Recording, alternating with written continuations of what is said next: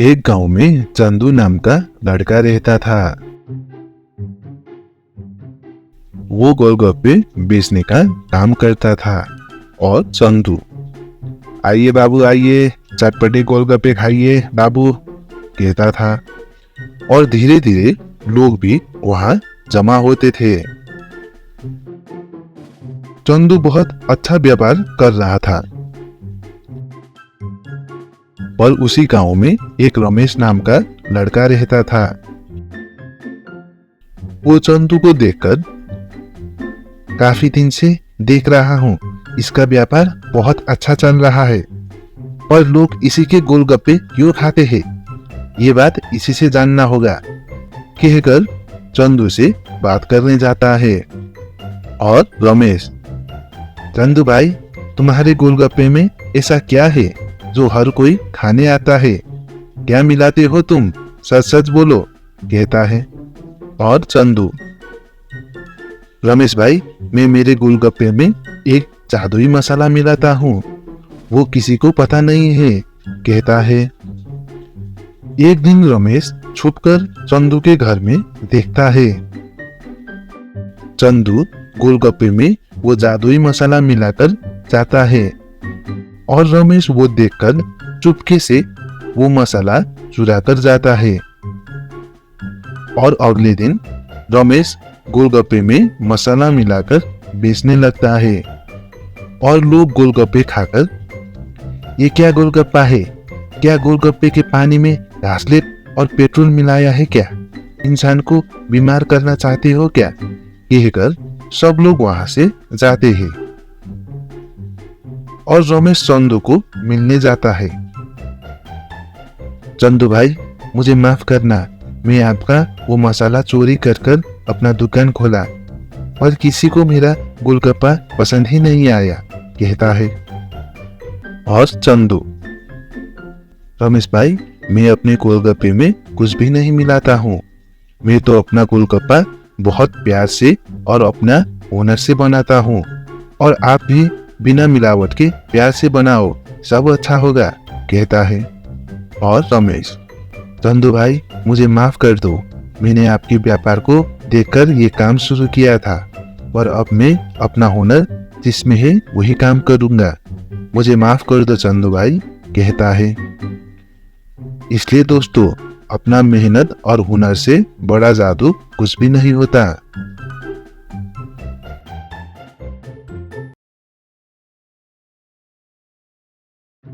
एक गांव में मोहन नाम का लड़का अपने भाई सचिन के साथ रहता था। मोहन का भाई कुछ अलग ही सोच रखता था। एक दिन मोहन, अरे सचिन, अब हम दो भाई मिलके नौकरी करते हैं, घर के खर्च के लिए कुछ पैसे आएंगे, कहता है। और सचिन, नहीं भाई, नौकरी तो मैं हरगिज नहीं करूंगा, मुझे तो बहुत बड़ा बनना है, मुझे एक दिन बड़ा व्यापारी बनना है, कहता है। और मोहन, क्या व्यापार, वो भी बड़ा व्यापार, वो कैसे करोगे भाई, हमें तो कुछ भी पता नहीं है, कहता है।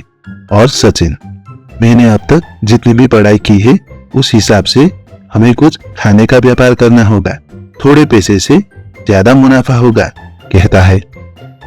और मोहन, भाई अगर तुम कहते हो तो करेंगे ना, कहकर वो दोनों एक सॉसेज का ठेला लगाते हैं। और सचिन, आइए बाबू आइए, तीखे मीठे सॉसेज खाकर जाइए बाबू, कहने लगता है। और लोग भी वहां खाने आते हैं।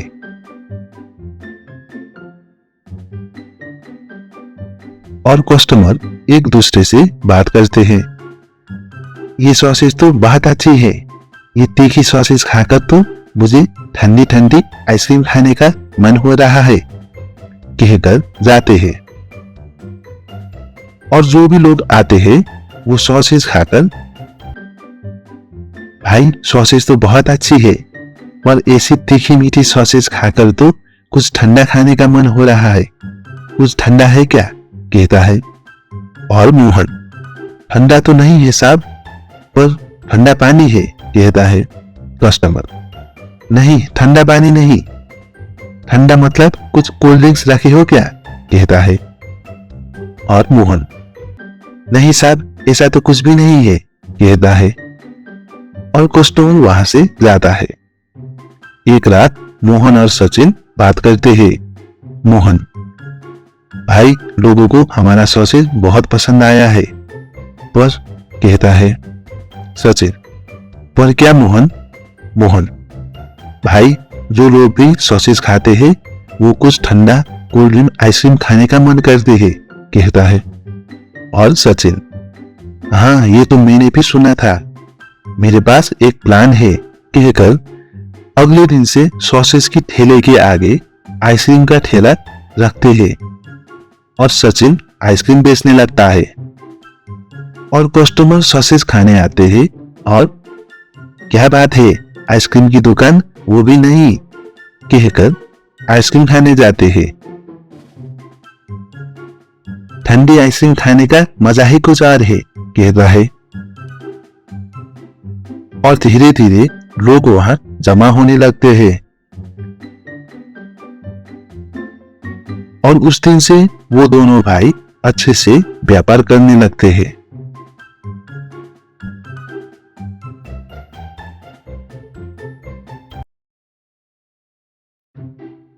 सोलापुर गांव में राजू नाम का लड़का रहता था। उसके बाप हमेशा उसको, बेटा मैं तो बूढ़ा हो चुका हूँ, पर मुझे अभी भी याद है तेरे दादा ने ये गांव में खजाना छुपाया है। बेटा आज तक मैं वो खजाना ढूंढते ढूंढता बूढ़ा हो गया और अब मैं ज्यादा नहीं घूम सकता, इसलिए अब तुम वो खजाना ढूंढने जाओगे। क्या खजाना? और वो भी इस गांव में? अभी तक ये बात आप मुझे क्यों नहीं बताई? और रंजीत को एक नक्शा दिखाता है। और यही है वो खजाने का नक्शा। वो इस गांव के पहाड़ों के जंगल में है। ये बात दूसरे को पता चली तो बुरा हो जाएगा, इसलिए तुम इसे ढूंढने जाओ। अच्छा पिताजी, कहकर वो नक्शा लेकर जाता है। और राजू अपने दोस्त से, भाई मेरे बाप ने एक जगह बताई है, वहां पर मेरे दादा ने खजाना छुपाया है। और उसके दोस्त, क्या खजाना? इस जमाने में भी क्या तुम बूढ़े लोग की बात में आते हो राजू? और राजू वहां से जाता है। और अगले दिन राजू वो जंगल की तरफ जाता है। एक आदमी उसको मिलता है और कहता है, कहाँ जा रहे हो बेटा? ये जंगल में आत्मा घूमते हैं। कई साल पहले इस जंगल में खजाने के लिए बहुत बड़ी लड़ाई हुई थी। और राजू को वो सही जगह आया है, सोच कर आगे बढ़ता है।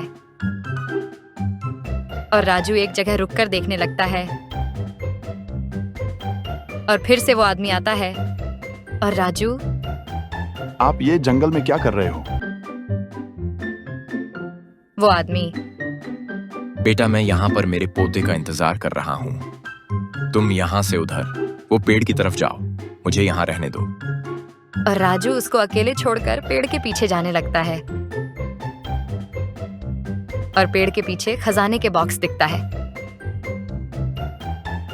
क्या यहाँ तो सच में खजाना है? मेरे दादाजी ने सच में यहाँ रखा था। मेरे पापा भी सच बोल रहे थे। कहकर वो खजाने को घर ले जाता है। पापा खजाना तो मिल गया, दादाजी ने सच में वहां रखा था। वो सुनसान जगह पर तुम्हें डर नहीं हुआ बेटा? नहीं पापा, वहां तो एक बूढ़ा आदमी था, उसके कारण तो ये खजाना मिला है। कौन बूढ़ा आदमी? वाह, तो 10 साल हो गया है, कोई आदमी भी नहीं जाता। तुम किससे मिलकर आए? वो आदमी ने कहा था वो अपने पोते का इंतजार कर रहा है, और वो मैं था। वो तो मेरे दादाजी थे। और राजू को सब समझ में आता है।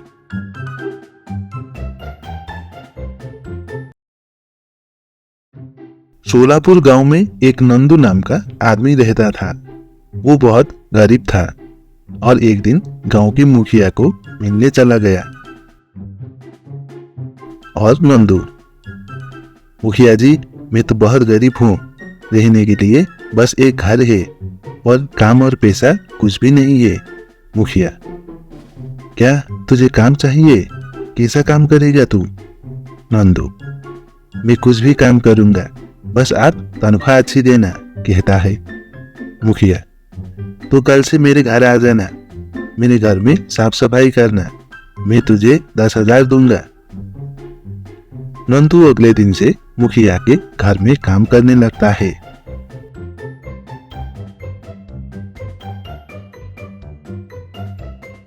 और काम खत्म करके अपने घर जाता है। नंदू रोज काम करता और अपना तनख्वाह देता था। एक दिन नंदू अपने काम करके घर जा रहा था और उसका पहचान वाला मिलता है। और नंदू, अरे भाई, काफी दिनों बाद मिले तुम, कहाँ हो आजकल? वो आदमी, मैं तो इसी गांव में हूँ, मैंने अपना कार गाड़ी खरीद कर ये गांव में आकर रहने लगा हूँ, तुम क्या करते हो? कहता है नंदू, मैं तो सफाई का काम करता हूँ भाई। और तुम क्या करते हो? तुम भी तो गरीब थे, कैसे तुमने घर गाड़ी खरीदी? वो आदमी, भाई मैं तो सट्टे बाजार में पैसा लगाता हूँ और वहां से बहुत फायदा होता है, तुम्हारे पास भी पैसा है तो मुझे दे दो, मैं लगा दूंगा, कहता है। नंदू उसको अपना सारा तनख्वाह देता है और भाई ये मेरा तनख्वाह है, मुझे फायदा चाहिए भाई, कहता है। और नंदू वहां से जाता है। 1-2 दिन बाद नंदू अपने काम करके वो आदमी के घर चला जाता है।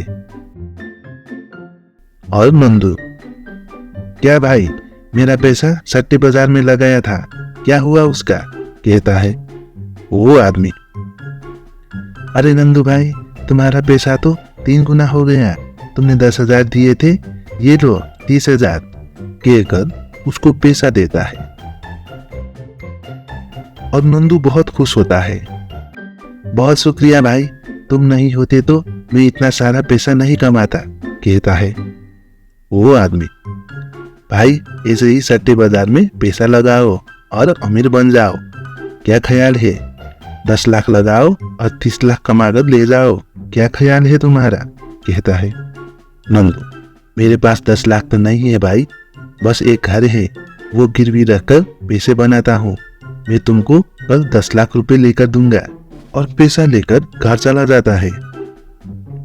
नंदू अकेले में सोचने लगता है, ये मैंने क्या कह दिया, बस मेरा ये घर ही तो है, ये भी गिरवी रख दूंगा तो क्या कहाँ जाऊंगा, पर अगर 10 लाख के 30 लाख हो गए तो मैं तो अमीर बन जाऊंगा, कहता है। और कल सुबह अपने घर गिरवी रखने जाता है और पैसा लाकर वो आदमी को देता है और नए कपड़े पहनकर काम में जाता है। और नंदू, ए मुखिया, आज से मैं ये काम छोड़ रहा हूँ, मैं अब नहीं आऊंगा, कहता है मुखिया। क्यों नंदू, क्या हुआ, क्यों काम छोड़ रहे हो? नंदू, ऐसे छोटे मोटे काम मैं आज से नहीं करूंगा, आज से मैं बड़ा सोचूंगा और बड़ा काम करूंगा, कहकर वहां से जाता है। कुछ दिन बाद नंदू वो आदमी के घर चला जाता है। और क्या हुआ भाई, मेरा 10 लाख का 30 लाख दे दो मुझे, कहता है। वो आदमी, अरे भाई, सट्टे बाजार तो इस बार बहुत पूरी तरह से डूब गया है, तुम्हारा 10 लाख और मेरा 20 लाख सब डूब गया भाई, कहता है। और नंदू, क्या डूब गया पैसा, अब मैं कहाँ जाऊंगा, क्या करूंगा, तुम्हारी वजह से मैं रास्ते पर आ गया। वो आदमी, क्या मैं भी तो डूब गया हूँ, और वो भी तुम्हारी वजह से, आज से मुझसे नहीं मिलना, कहकर वो चला जाता है। और नंदू घर जाकर, अब मैं कैसे घर के पैसे चुकाऊंगा, मेरे पास तो पैसे भी नहीं है, कहता है। और लोगों का पैसा ना देने के कारण उसे घर से भी निकाल देते हैं और नंदू सड़क पे आ जाता है। इसलिए दोस्तों, लालच से बुरा इस दुनिया में कुछ भी नहीं होता है।